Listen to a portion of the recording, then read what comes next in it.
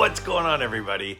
You know, every month I've been doing, and I think this is the 12th month. I think it's now been a year. I've been doing this thing where I look for cards that were recent sales off of eBay. You know, eBay is the most widely used for card collectors to pick up cards, to sell cards. It's the easy one. It's the one that we're all familiar with. And so I've been kind of monitoring what are cards going for, and specifically under $50. And each month when I do this, usually something I go, man, that's interesting. It seems like a lot of these cards are selling for cheaper, or this player is selling for cheaper, or I'm not seeing as many of this player. And every month I feel like I find a trend. And this month I felt like what I saw and what I observed, again, I don't go in with any expectations. I don't go in, I think I'm going to see this month. I think I'm going to see that. It's just as I go through the month or I go through the pickups and I'm looking and I'm digging and I spend, honestly, I bet I spend an hour and a half, 2 hours digging through sales from the previous month. And then it unfolds every month. It unfolds and something just smacks me upside the head. And this month, it might be the most dramatic thing. It might be the thing that of every month that I've done this, I've been the most blown away. I've been the most surprised by the trend that I see happening. And in this case, to be honest with you, it's a little bit disturbing. And the trend that I'm seeing, we can take advantage of as collectors. We can absolutely take advantage of what is happening in the market and to get some great cards for some really good deals. I'm really excited to share this, and usually when I do it, I just go straight through all of the cards that I found, and I share my 5 that were the most mind-blowing, which I'll do again. And I get into the whole thing about, you know, what are some big pickups, some, you know, I call them moonshots, huge sales that happened this month so we can see some kind of eye candy. But I'm going to be sharing as this unfolds what I noticed. And then we're going to look at some specifics embedded in the video of some of what's happening and things to look for. And what I'm noticing, as always, I'm very interested in everybody's feedback. And I'm also interested in what were some of your most mind-blowing purchases that happened off of eBay this past month. Again, every month I have a couple of people say, I don't see cards sell for this. These are actual sales. These are not like made up numbers. These are finalized eBay completed transactions from the previous month. What ones were the most surprising to you? And what did you think of the trend that is a huge opportunity for us as collectors? Let me know what you think. Let's take a look. All right, first off, we have the 69 Topps Joe Namath. What a beautiful card. This is such a beautiful card. I love it. It's a 1969 Topps. It's an SGC 5. I don't know, something about the color scheme. This card in an SGC 5, I think it's stunning, and I think that it's a great pickup that someone had. How about a 59 Topps Sandy Koufax in a PSA 2? That's a PSA 2 since when? When I think of a PSA 2, and this went for $47, I don't think of a card that looks that nice. I don't care if it has a wrinkle or something. That's a gorgeous card. How about a 61 Topps Roberto Clemente in a PSA 3? To me, this is one of the best eye appeal cards of his.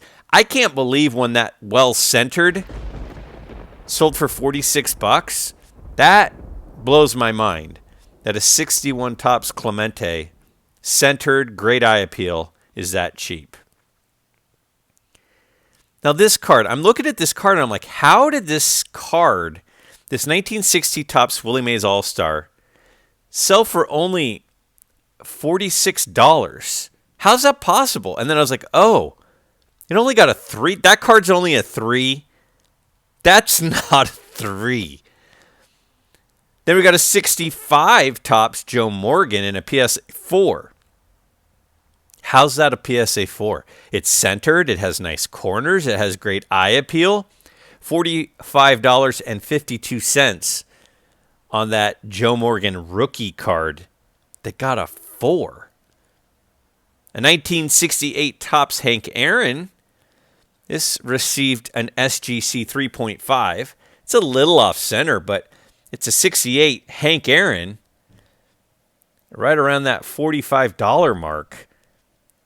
There was a time where you weren't buying Hank Aaron Plain Days cards for $45 that looked like that. Another Roberto Clemente. This is a 66 Topps.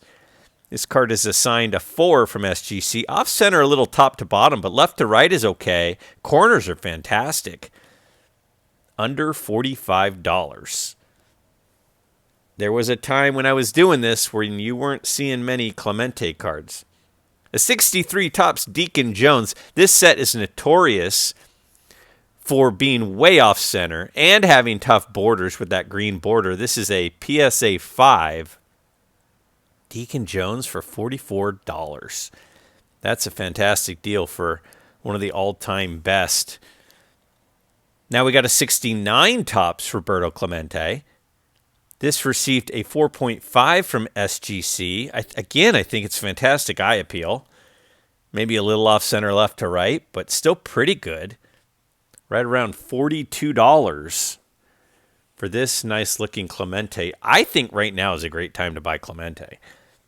A 1950 Bowman Gil Hodges. Really, really well centered. PSA 3. This is his second card. His rookie card is 49. And we're between $40 and $45 at this point. That's a gorgeous card of the Hall of Famer. A 1954 Bowman Bob Feller. I love this Bob Feller card. He's standing in the dugout with his foot up. It's an SGC 3. Well centered. Great eye appeal. $42. Bob Feller doesn't have a ton of cards. He missed some time for military service. Plus, just the way things fell, he doesn't have a ton of cards. That one's a cool one. Got another 54 Bowman. This is a Larry Doby in Yankee Stadium there. The SGC 3, really well-centered card. Again, great eye appeal. I tried really hard this month to pick cards with high eye appeal. This one sold for $42. And I also went from 1950 to 1969. So these cards are 50s to 60s. We got a 1951 Bowman Richie Ashburn. A famous set, an important set, 51 Bowmans. This SGC 3.5 sold for $41.52. And again, I think the eye appeal is off the charts. Now, a lot of people like the 69 Topps Rulers. Walt Frazier. This is a PSA 3. A lot of people like these. My buddy Sammy Thunder loves these things. $41 on this card. And that seems like a pretty darn good deal. The 1951 Topps Redback and Bluebacks are very cool cards. And this is a Bob Feller. Received an SGC 3. Pretty well centered. Really nice eye appeal on this one as well. And it's $41. Again, to me, anytime you can get a Bob Feller card with decent eye appeal under $50, I think you're doing pretty well. We've got another Hank Aaron. This is a 69 Topps with an SGC 4 assigned to it. Centering's pretty decent. And again, a Plain Days. Hank Aaron blows my mind that an SGC 4 would be selling for $41. Look at that. We got another Bob Feller.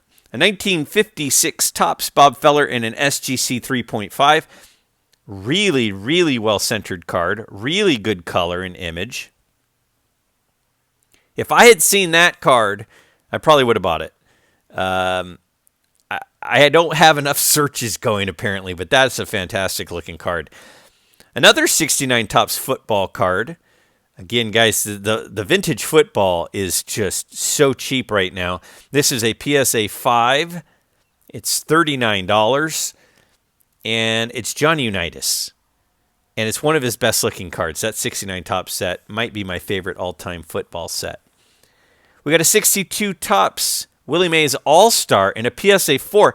I first saw this card come up, and I'm like, oh my gosh, how is that card like $40? How is that $40?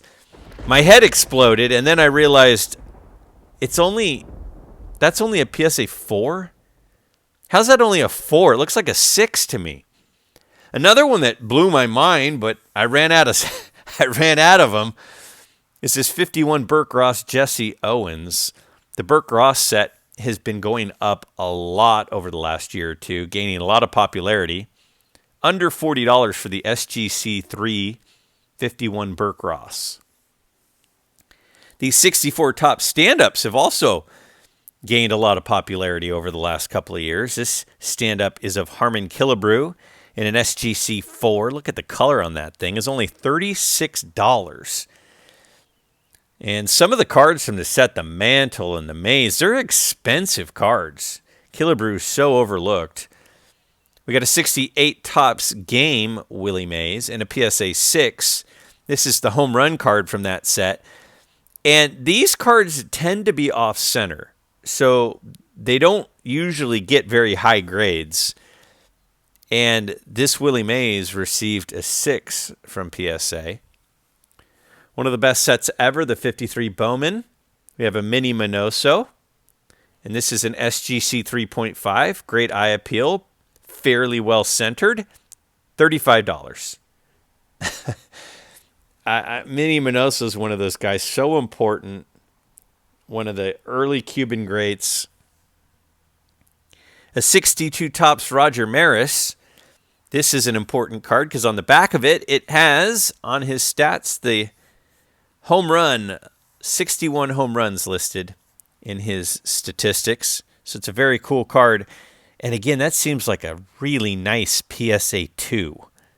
Speaking of really nice PSA cards, this is a 1960 Topps Willie McCovey All-Star. So it's the same as his rookie year. His rookie year, he has the rookie card, and he had the standard rookie card, and then the All-Star rookie card. This PSA 4, that's a really nice 4. From his rookie year for right around $40. How about a Ken Boyer rookie card from the 1955 Topps set? This is an SGC 4.5. Look at the color on that card. Look at the corners on that card. Ken Boyer, I think at some point eventually probably makes the Hall of Fame. He's close. This is a 69 Topps Larry Zonka rookie card. The third card from that 69 Topps football set. This is a PSA 4. A lot of the times you see a lot of chipping and stuff around the edges. And again, we're right in that $40 range for a Hall of Fame rookie card of Larry Zonka. Another football card. This is a 62 Post Bart Starr in a SGC 3 grade. Bart Starr cards, football cards, Johnny Unitas cards continues to boggle my mind at how cheap they are. Now, this is another card. I saw this 59 Topps Larry Doby. Really, really well centered. Really good eye appeal. And I'm like, $25? Blew my mind. And then I was like, oh my gosh, it only got a 5? How's that only a 5? Now, this 66 Topps Rub-Offs, Roberto Clemente SGC 1, some people would go, it's a 1, Greg. It's not that special. Some people really like miscut, severely miscut cards like this. And this card is so severely miscut, a big chunk of the name badge is on this, and it's Clemente, and it was $25. 62 Topps had those really cool stamps from a lot of great players, and this is a 62 Topps stamp of Ernie Banks. It's a PSA 4. And again, we're under $25. So we continue to see crazy affordable stuff of really great cards. This is a third-year Gale Sayers. The 68 Topps Gale Sayers received a PSA 4, and I'm looking at that card and I'm going, how's that a 4? That looks like a 7. That looks like a 7. 24.45 or something. A 1969 Topps Jerry Lucas. So we got a Jerry Lucas rookie card. Now, granted, it looks like the guy just got done, at the local bowling league in that outfit in that picture, but it's still a rookie card, PSA 4 for $23.50. Vintage basketball, vintage football is affordable. We'll say that. A really nice looking 59 Topps Al Kaline Thrill cards that talks about him being the youngest batting champ of all time. The SGC 6 card, just over $20. All in, you're in the $25 range. Got a 1969 Topps Dick Butkus, probably the best defensive player ever. This is a PSA 5. $22.50. Great eye appeal, great color, really well centered. For his rookie card 66, it's like his fourth card. Another cheap basketball card, a 69 Topps Elgin Baylor. Again, Elgin Baylor does not have many cards because of the gap in basketball cards. This is a PSA 5 for $18.51. Oh my goodness, that one blew my mind as well. The 59 Fleer Ted Williams set is such a great set. So many cool images of Ted Williams. This is an SGC 8, and it was $16.50. Look at how gorgeous that card is for right around the cost of grading. Here's a 59 Topps Duke Snyder, an SGC 3.5. Pretty good eye appeal. I'm telling you guys, the cards in the 3s and the 4s and the 5s nowadays are sweet-looking cards.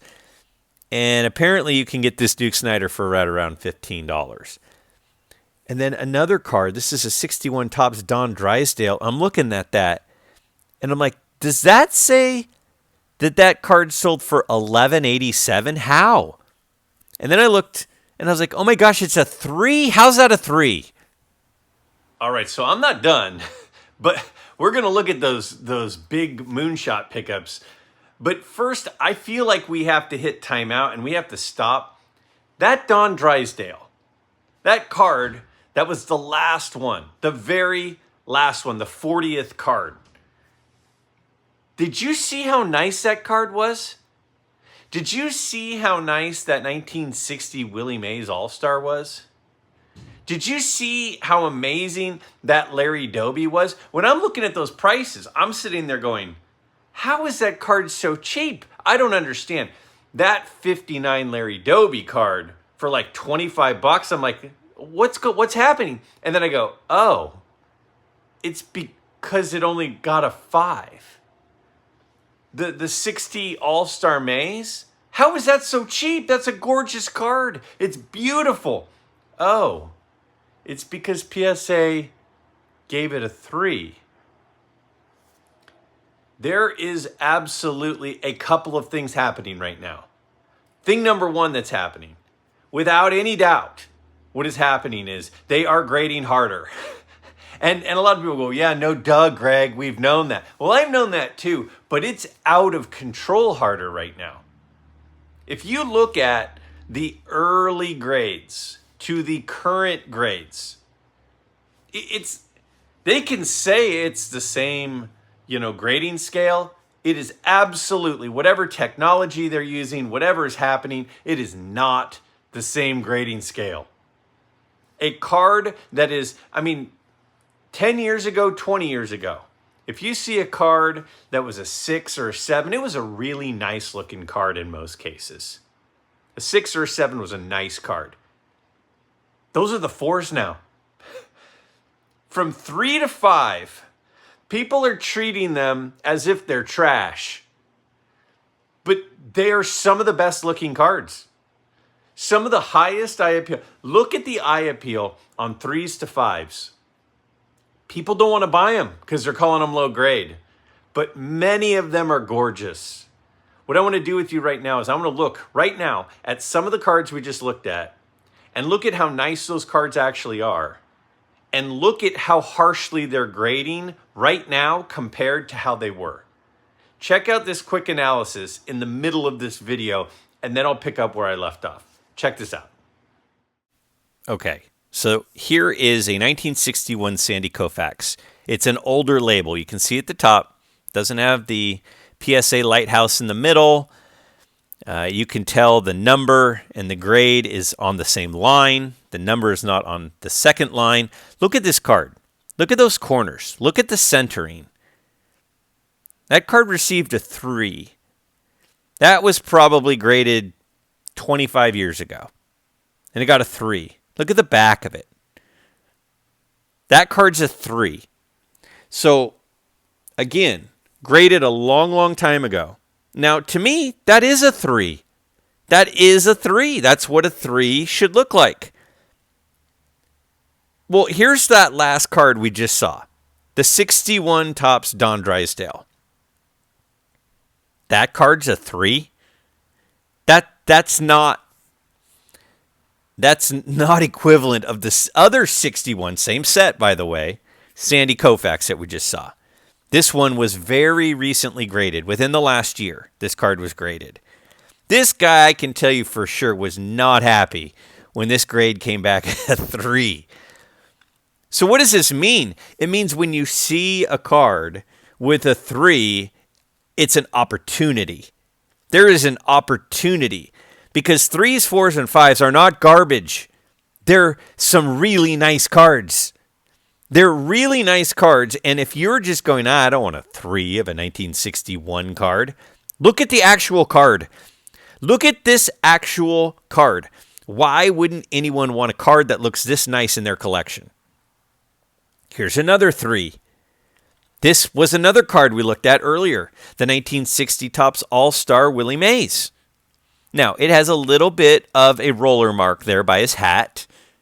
The top corner's not sharp, but it's not awful.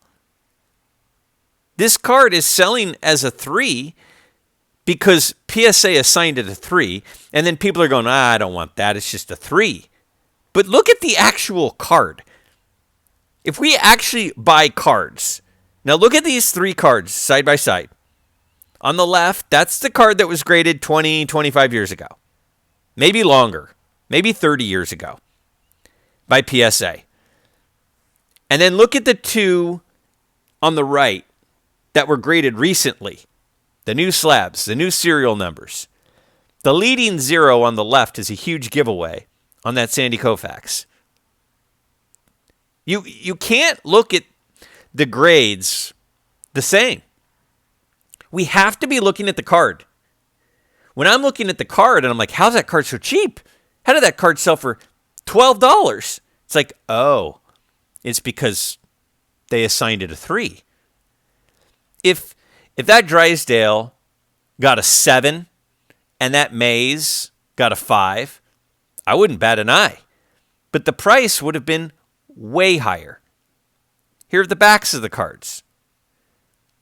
I mean, it's not like there's why are you showing the backs of the cards, Greg? Because if I didn't, everyone would say, well, Greg, we can't see the back of the card, so maybe there's something going on the back of the card. No, there's nothing going on in the back of the card. The backs are clean. I don't think that, I mean, grades are basically becoming irrelevant. They're basically becoming irrelevant. So if some people are using grades, it presents an opportunity for us collectors. Stop looking at the number. Look at the card. Look over the card really good. And then decide if you like the card. Because enough people are going, it's a 3 from the 1961 set? From the 1960 set? I don't want that. That's got to be junk. It's not junk. That Don Drysdale and that Willie Mays are very nice cards. And just because you're grading them harsher doesn't mean it's not a nice card. Let's look at an old 4. Again, no no lighthouse logo in the middle. The grade, description, and number on the same line. Look at this 4. This is a Dodgers team card. Look how far off center that is. Look at how bad those corners are. That's a 4. If you submitted that card today, there's no way it would get a 4. No chance. No chance. 4s nowadays are nice cards. You're about to see one. They're really nice cards. So if 4s are selling for super cheap because they have a 4 on them. So here's a card that was recently graded, a 1965 Alkaline. If that card had a 7 on it, you wouldn't think twice. It's a gorgeous card. It got a 4. So because it got a 4, it sells for really, really cheap. But it's beautiful. It's a beautiful card. Centering's great. Corners are sharp. The surface and the back are fantastic.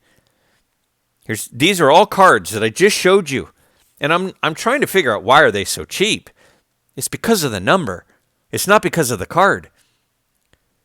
This is a third year, 1968, Gale Sayers. Look how sharp that is. Look how well centered that is. That's a 4. If that was graded 25 years ago, that'd be at least a 6, maybe a 7. But people are buying it for 4 prices. The people who bought that K-Line and bought that Gale Sayers got dynamite cards. So look at those 3 cards. Which is the worst? By a mile. The one on the left. The old slab. They can say they haven't changed their standards. They can say whatever they want. But here's the deal. The cards being graded now, they're light years ahead with the same grade.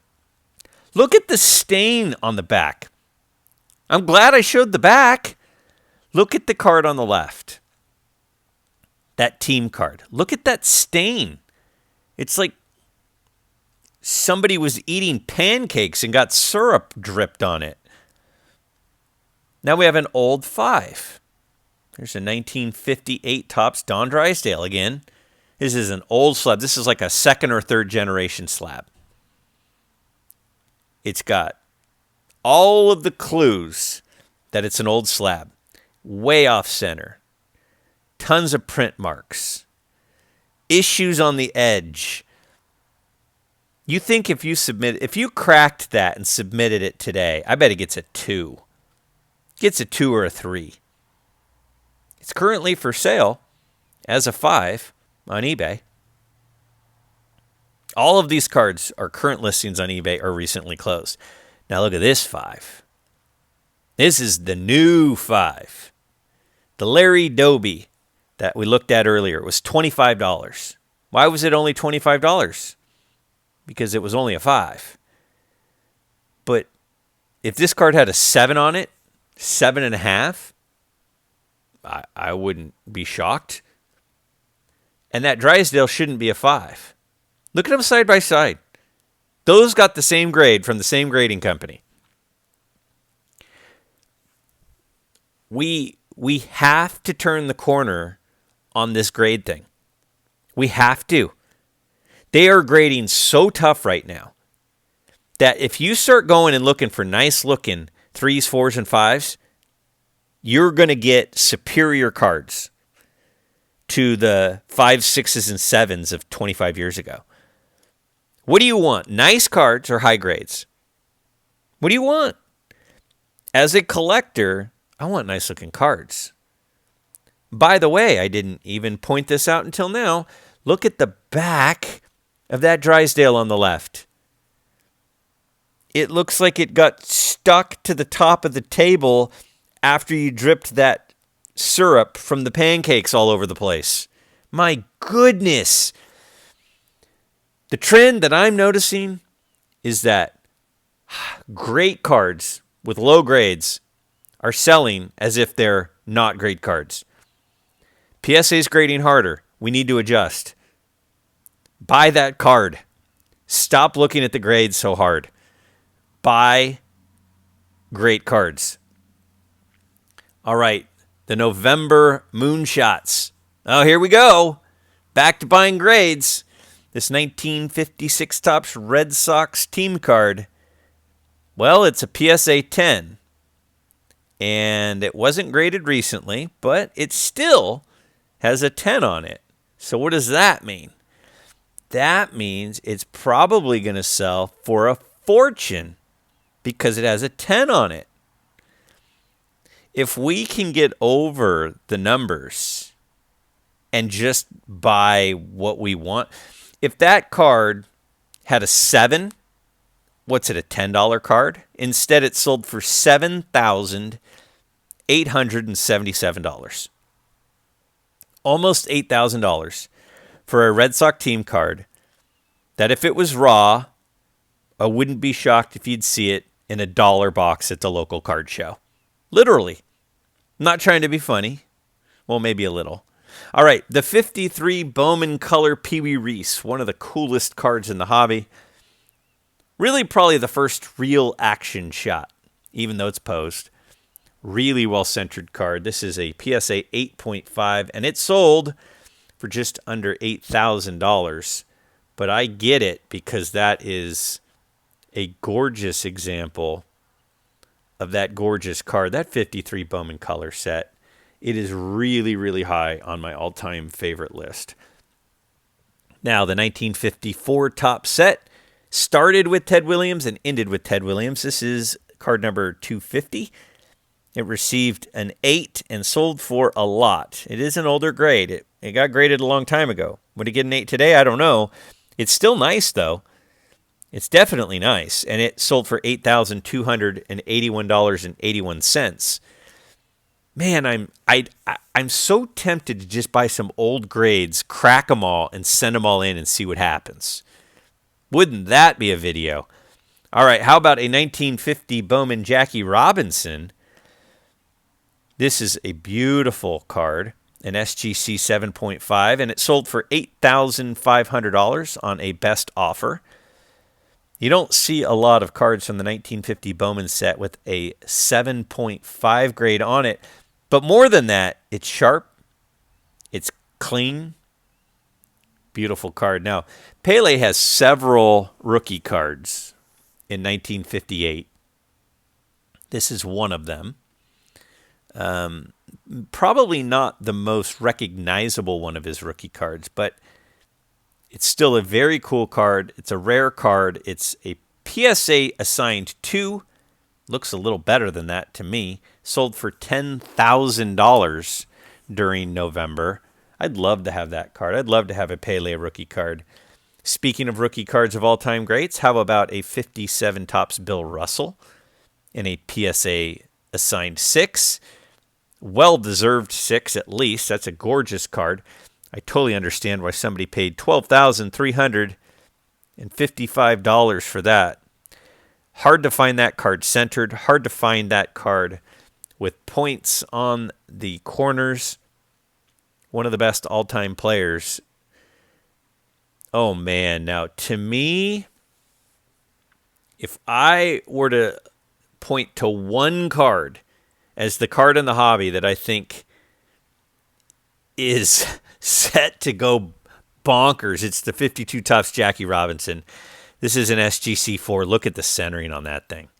That person, I genuinely think that person got a steal buying that for $14,342. That is a gorgeous example of the 52 Topps Jackie Robinson. Next, we have a 54 Topps Ernie Banks. You know I love that card.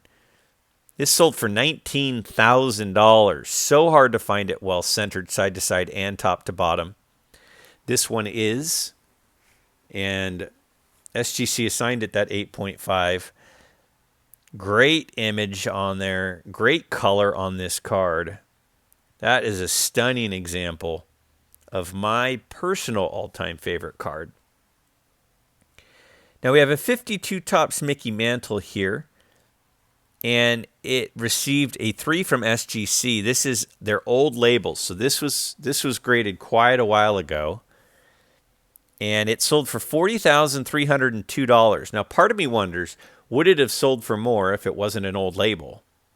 If that person just got it reholdered with the new label, I bet it would have sold for more than $40,302.